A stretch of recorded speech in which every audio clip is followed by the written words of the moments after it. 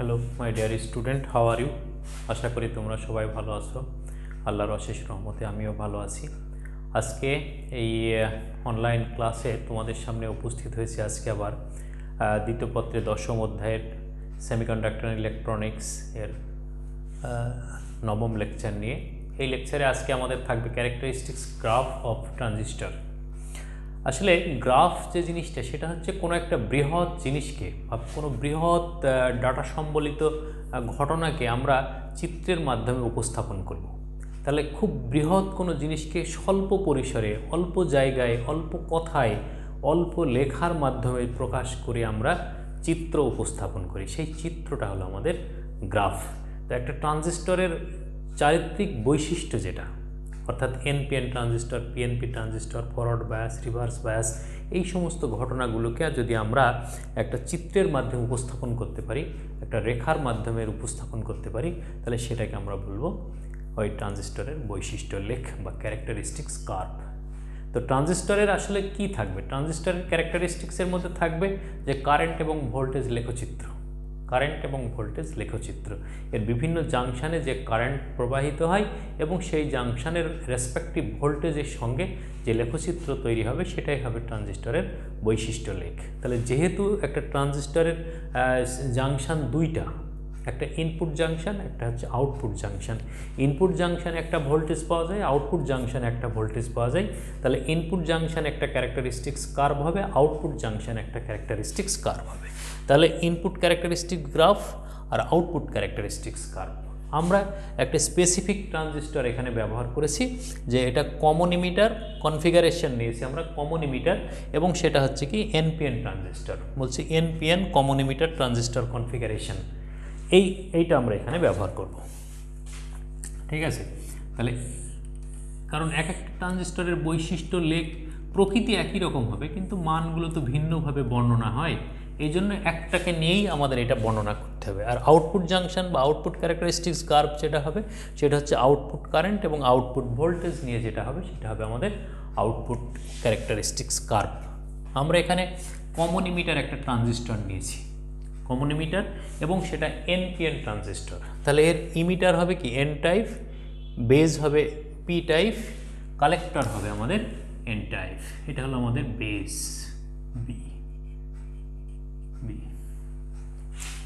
এখন base current পরিমাপ করার জন্য আমরা এখানে একটা অ্যামিটার লাগিয়ে দিয়েছি।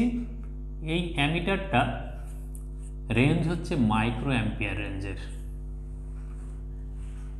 ঠিক আছে? তাহলে এই বেজ এবং ইমিটারের মধ্যে একটা ভোল্টেজ তৈরি হবে, সেই ভোল্টেজটা হচ্ছে আমাদের কত, এইখানে আমাদের পরিমাপ করার জন্য একটা ভোল্ট মিটার লাগিয়ে দিলাম আমরা। এইখানে যে ভোল্ট মিটার লাগানো আছে, ভোল্ট মিটার, সে পরিমাপ করবে হচ্ছে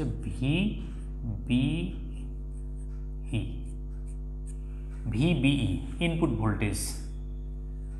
এটা একটা ভোল্ট মিটার, এই ভোল্ট মিটারটা ভিবিই নির্ণয় করবে। ইনপুট জাংশনকে ফরওয়ার্ড বায়াস করার জন্য আমরা একটা ভিবিবি একটা ভোল্টেজ দিয়েছি, biasing voltage, base biasing voltage যেটা, এই বেস বায়াসিং ভোল্টেজ ভিবিবি দিয়েছি আমরা। সেটা হচ্ছে কি এই ভিবিবি এর পজিটিভ প্রান্ত, যেহেতু এটার এনপিএন ট্রানজিস্টর, তাহলে বেস হলো কি পি টাইপ, তাহলে ব্যাটারির পজিটিভ প্রান্ত যে আমরা পি প্রান্তের সঙ্গে যুক্ত করেছি। ওকে, আউটপুট সেকশনটাকে কি করেছি আমরা? আউটপুট সেকশনের এইখানে আমাদের একটা অ্যামিটার লাগানো আছে, এই অ্যামিটারটা হচ্ছে মিলি অ্যাম্পিয়ার রেঞ্জের। এখানে কি পরিমাপ করবে? আইসি পরিমাপ করবে, আইসি। আর এইখানে হচ্ছে আমাদের ইমিটার এবং কালেক্টরের মাঝে একটা ভোল্ট মিটার লাগানো আছে। এই ভোল্ট মিটারটা আমাদের নির্ণয় করবে হচ্ছে ভিসিই, অর্থাৎ কালেক্টর টু ইমিটার ভোল্টেজ। এই কালেক্টর টু ইমিটার ভোল্টেজ নির্ণয় করার জন্য আমরা এখানে একটা ভোল্ট মিটার লাগিয়েছি। এই ভোল্ট মিটারটাকে যদি আমরা ভোল্ট মিটার 1, এটাকে ভোল্ট মিটার 2 বলি। এখানে আমাদের একটা পরিবর্তনশীল রোধ লাগানো আছে, ইনপুটে একটা পরিবর্তনশীল রোধ লাগানো আছে RS1, রিওস্টেট 1, আউটপুটে একটা আমাদের ভোল্টেজ এই পরিবর্তনশীল রোধ লাগানো আছে রিওস্টেট 2। ভিসিসি হচ্ছে আমাদের collector junction biasing voltage, collector biasing voltage বা কালেক্টর সাপ্লাই ভোল্টেজ ভিসিসি, যেটা আমাদের কালেক্টরকে রিভার্স বায়াস করেছে। যেহেতু এটা এনপিএন ট্রানজিস্টর, তাহলে কালেক্টর হচ্ছে এন টাইপ এবং ব্যাটারির পজিটিভ প্রান্তকে আমরা এন প্রান্তের সঙ্গে অর্থাৎ কালেক্টরের সঙ্গে যুক্ত করেছি। এই হলো আমাদের মোটামুটি একটা ট্রানজিস্টর কনফিগারেশন, এবং এই কনফিগারেশন আমরা ব্যবহার করেছি এনপিএন ট্রানজিস্টর, এবং সেটাকে রেখেছি আমরা কমন ইমিটার কনফিগারেশনে।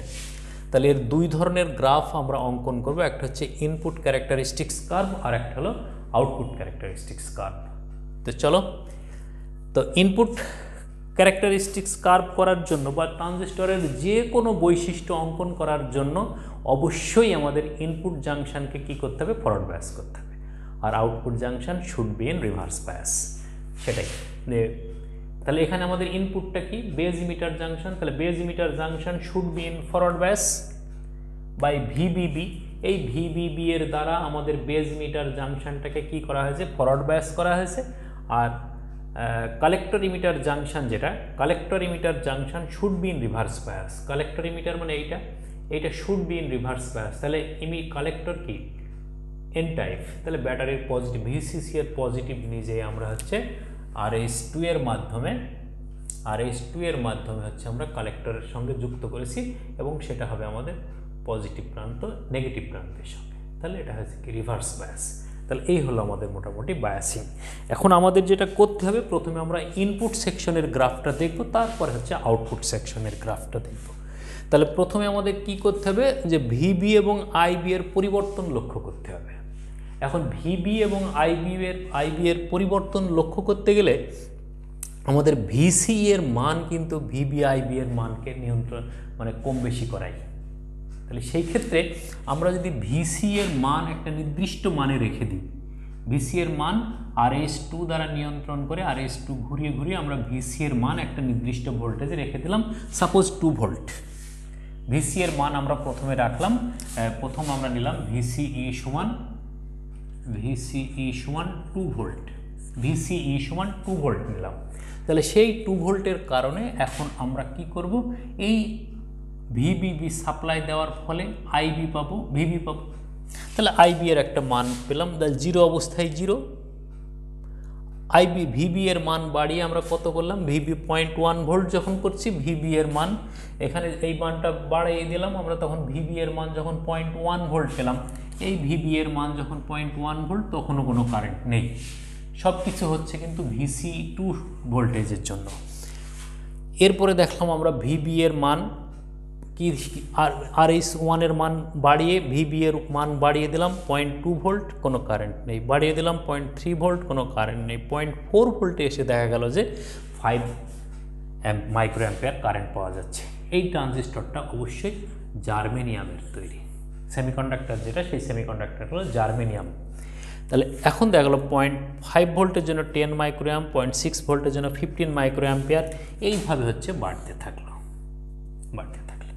এখন এরপরে আমরা কি করলাম, RS2 এর মাধ্যমে VCE এর মান 3 ভোল্ট করে দিলাম।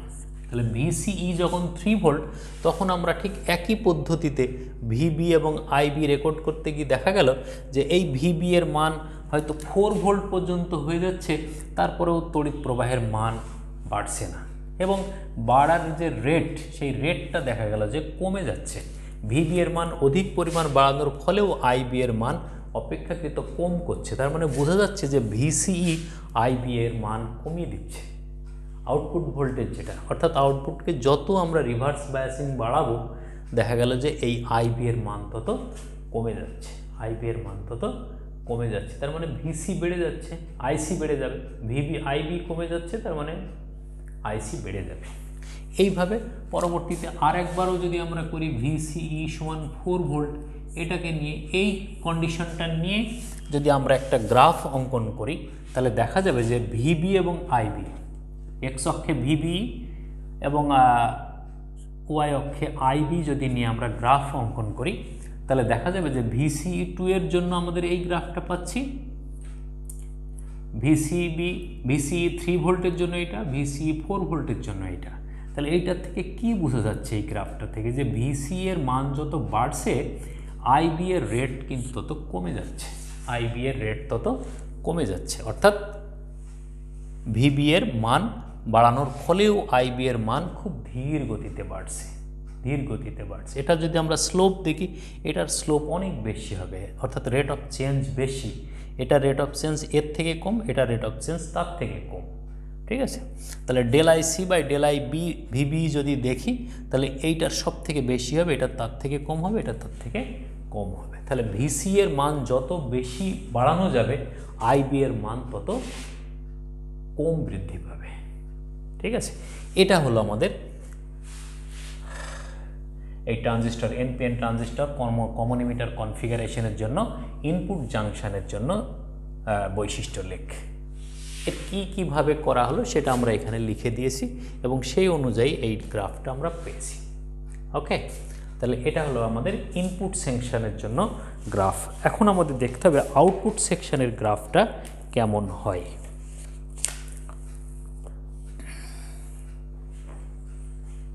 মুছে দিই এটা।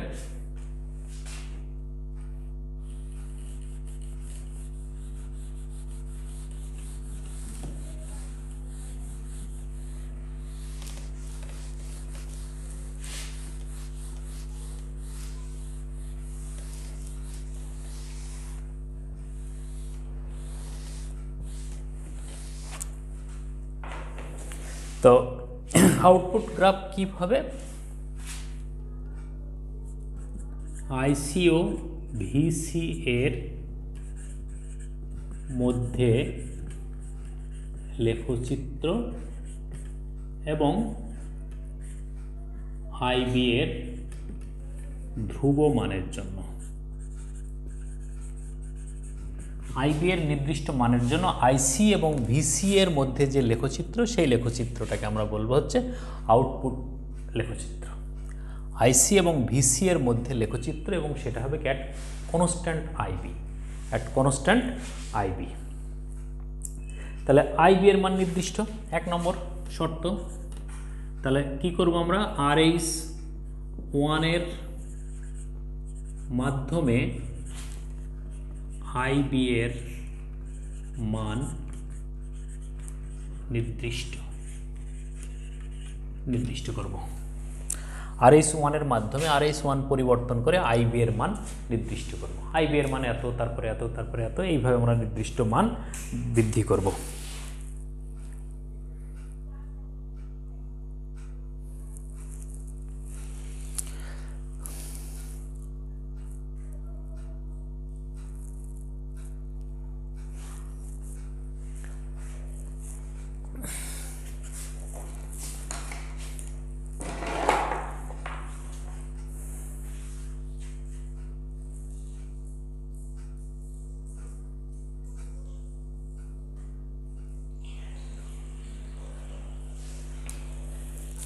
তাহলে কি হবে, 2 নম্বর, আইবি এর নির্দিষ্ট মানের জন্য ভিসি ও আইসি এর মান পরিবর্তন হবে। কারণ কি, এই পরিবর্তন কেন হবে? কারণ আমরা জানি I is equal to Q by T, আর Q is equal to NE by T. তাহলে এখন এই I is equal to NE by T, তাহলে দেখা যাচ্ছে যে সুইচ অন করার সাথে, অর্থাৎ অ্যাক্টিভেশন শুরু করার পরপর, বায়াসিং শুরু করার পরপর কিছু সময় ধরে চার্জ প্রবাহ বাড়বে। তাহলে কিছু সময় পরিমাণ চার্জ প্রবাহ বেড়ে, অর্থাৎ এন এর মান বৃদ্ধি পেয়ে নির্দিষ্ট মাত্রায় পৌঁছানোর পরে, অর্থাৎ বায়াসিংয়ে যে পরিমাণ চার্জ ক্যারিয়ার সৃষ্টি হচ্ছে তারা সম্পূর্ণরূপে প্রবাহিত শুরু হওয়ার পরে এন এর মান কিন্তু আর বাড়বে না। তাহলে এন এর মান যখন আর না বাড়বে, তখন আইসি এর মান ধ্রুবক হয়ে যাবে। তাহলে দেখা যাচ্ছে যে আইবি এর একটা নির্দিষ্ট মানের জন্য প্রথমে আইসি এর মান বৃদ্ধি পাচ্ছে, বৃদ্ধি পেয়ে একটা নির্দিষ্ট মানে পৌঁছার পর আর বৃদ্ধি পাচ্ছে না। এই আর বৃদ্ধি না পাওয়ার কারণ সেটা হচ্ছে এন এর মান কিছুক্ষণ পর্যন্ত বাড়তে থাকছে। ওই যে জাংশন যেটা দেখলাম আমরা এর আগে ব্লক ডায়াগ্রামে, যে এমিটার থেকে চার্জগুলো যখন বেজ হয়ে কালেক্টরে যাচ্ছে, তাহলে কানেকশন দেওয়ার সাথে সাথে এমিটার কারেন্ট শুরু হয়ে বৃদ্ধি পেতে ওই 0.3 ভোল্ট অতিক্রম করার পর কিছু সময় তারা হচ্ছে কি বৃদ্ধি পায়, বৃদ্ধি পেতে পেতে একটা নির্দিষ্ট মানে যখন পৌঁছে যাচ্ছে, সমস্ত চার্জগুলো মেজরিটি চার্জগুলো যখন প্রবাহিত হওয়া শুরু করলো, তাহলে আর তো চার্জ ক্যারিয়ারের মান বাড়বে না। তাহলে আর চার্জ ক্যারিয়ারের মান যদি না বাড়ে, তাহলে আর তড়িৎ প্রবাহ বাড়বে না, কারণ I = NE/T, NE/T। তাহলে n এর মান আর বৃদ্ধি পাবে না।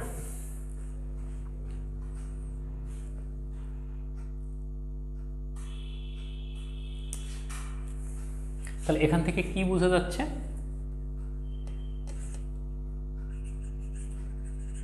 প্রথমে n এর মান বৃদ্ধি পেয়ে একটি নির্দিষ্ট মানে পৌঁছিয়ে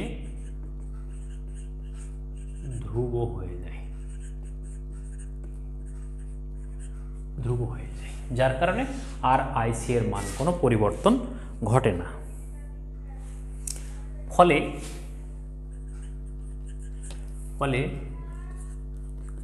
IC এর মান আর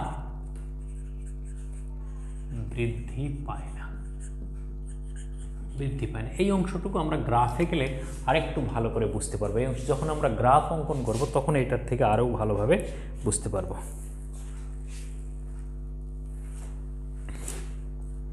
আবার IB এর মান বাড়ালে,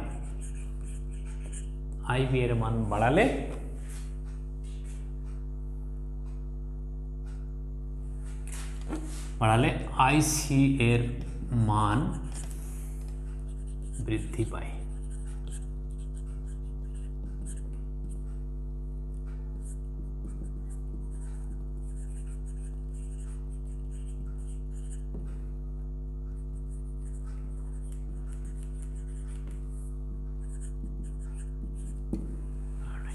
এইভাবে আউটপুট ক্যারেক্টারিস্টিক্স কার্ভটা আমরা পাবো। তাহলে এখন যদি আমরা আউটপুট ক্যারেক্টারিস্টিক্স কার্ভ অঙ্কন করি, তাহলে দেখা যাবে এই এদিকে থাকবে হলো আমাদের VCE, এদিকে হলো আমাদের IC, এটা মূল বিন্দু। তাহলে এই ট্রানজিস্টরটা প্রথমে অ্যাক্টিভ মোডে আসার জন্য কিছু ভোল্টেজ আমাদের সাপ্লাই দেওয়া লাগবে। তাহলে একেবারে নিচের যে ভোল্টেজটা থাকছে এটা হলো আমাদের কাট অফ রিজিয়ন,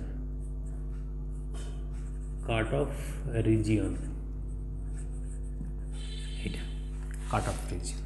এখন যদি আমরা ভোল্টেজ বৃদ্ধি করতে থাকি, তাহলে দেখা যাবে VC এর মান এরকমভাবে একটা মান পাচ্ছি আমরা। তাহলে এখানে IB এর একটা মান আছে, IB সমান সাপোজ 5 মাইক্রোঅ্যাম্পিয়ার।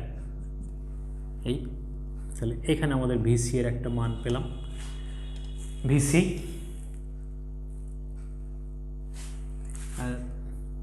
0.1, 0.2, 0.3 এইভাবে মান আস্তে আস্তে বাড়তে থাকলো। এখন IB এর মান যদি আমরা আরেকটু বাড়িয়ে 10 মাইক্রোঅ্যাম্পিয়ার করি, IB সমান 10 মাইক্রোঅ্যাম্পিয়ার, তাহলে সেই ক্ষেত্রে দেখা যাবে যে এখানে বলা হলো যে IB এর মান বাড়ালে IC এর মান বাড়বে। তাহলে IC এর মান আরেকটু বৃদ্ধি পায়, পেয়ে কনস্ট্যান্ট। এইখানে পৌঁছানোর পরে দেখা গেল এখানে পাওয়া গেল IC এর মান 10, সাপোজ 10 মিলিঅ্যাম্পিয়ার, এখানে পাওয়া গেল 15 মিলিঅ্যাম্পিয়ার। এখন IB এর মান আরেকটু বাড়াই আমরা, তাহলে IB এর মান যদি আমরা 15 IB সমান 15 মাইক্রোঅ্যাম্পিয়ার যদি করি আমরা, তাহলে সেক্ষেত্রে কি হবে, IC এর মান আরেকটু বৃদ্ধি পাবে। এই তাহলে এখানে IC এর মান 20 মিলিঅ্যাম্পিয়ার পাওয়া গেল। এইভাবে যদি আরেকটু বাড়াই আমরা,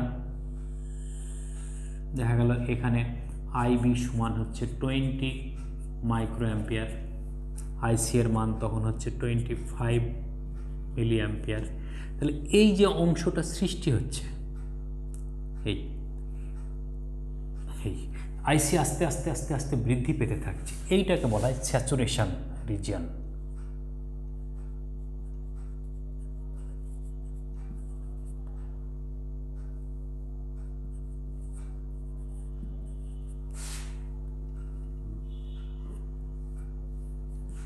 এটা হলো আমাদের স্যাচুরেশন রিজিয়ন। জায়গা হচ্ছে না,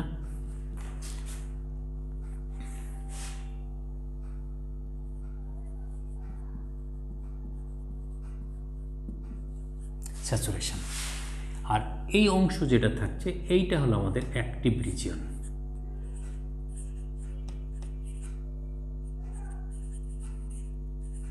অ্যাক্টিভ রিজিয়ন, অ্যাক্টিভ রিজিয়ন হচ্ছে ডায়োড কার্যকর মোডে আসে।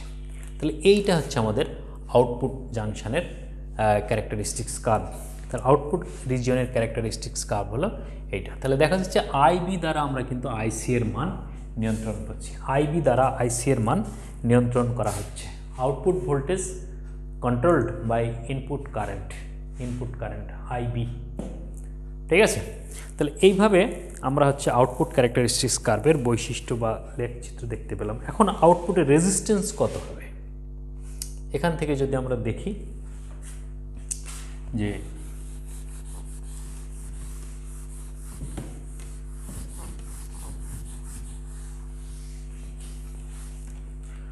আউটপুট রেজিস্ট্যান্স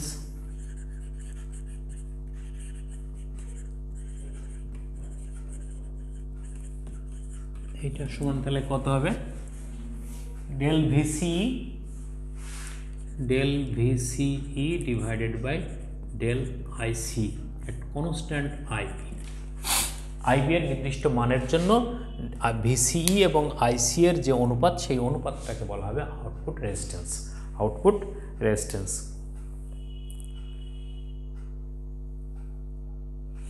এখন এই রেজিস্ট্যান্সটার মান প্রতিনিয়ত পরিবর্তন হয়, তাহলে এর পরিবাহিতাও পরিবর্তন হয়। এই পরিবাহিতা পরিবর্তন হলে সেই পরিবর্তিত পরিবাহিতাকে বলা হয় ট্রান্সকন্ডাক্টেন্স।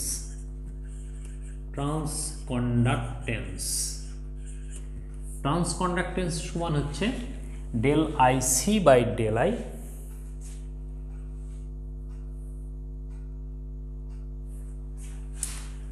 Del IC divided by del I del VCE. এটা হচ্ছে ট্রান্সকন্ডাক্টেন্স। এই ট্রান্সকন্ডাকশনের কন্ডাক্টিভিটির মান প্রতিনিয়ত আসলে পরিবর্তন হবে, যেহেতু বক্ররেখা এর ঢাল কী হবে, পরিবর্তনশীল একটা ঢাল পাওয়া যাবে। আর একটা জিনিস আছে আমাদের হলো current gain.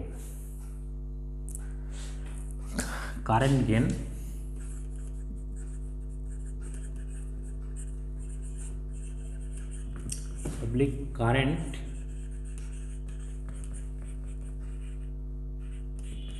amplification factor denoted by beta। এই বিটা ইজ ইকুয়াল টু, খুব ইম্পর্টেন্ট ফ্যাক্টর এটা, এই বিটা ইজ ইকুয়াল টু বলছে del IC divided by del IB. এই del IC divided by del IB. এখন এই লেখচিত্রটা থেকে যদি আমরা এই একটা জিনিস দেখি যে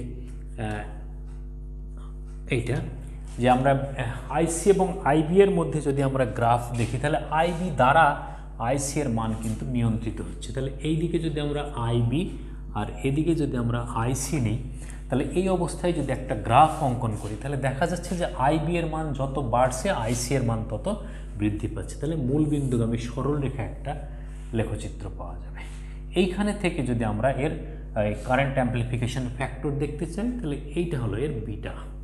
এই বিটা ইজ ইকুয়াল টু তাহলে কত, এই ডেল আইসি, এটা হলো del IC divided by del IB. এটা আসলে slope of IC and IB. এই লেখচিত্রের স্লোপ যেটাকে বলা হয়, এটা হচ্ছে আইসি এবং আইবি এর মধ্যে লেখচিত্র, যেখানে দেখা যাচ্ছে যে আইবি এর মান বাড়লে আইসি এর মান বৃদ্ধি পাবে। তাহলে এখানে আমাদের যে তিনটা রিজিয়ন পাচ্ছি, একটা হচ্ছে কাট অফ রিজন, একটা স্যাচুরেশন রিজন, আর হলো অ্যাক্টিভ রিজন।